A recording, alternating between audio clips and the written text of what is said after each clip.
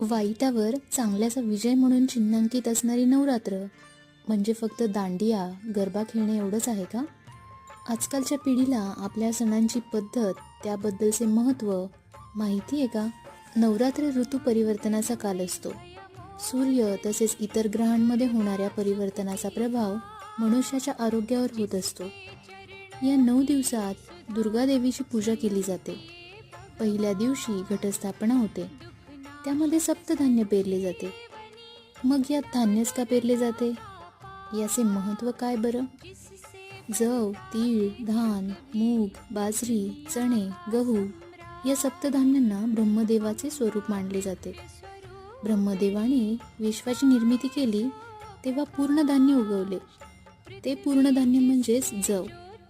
ब्रह्मदेवाचे प्रतीक म्हणून जव या धान्याची पूजा केली जाते. ही नवरात्र पारंपरिक पद्धत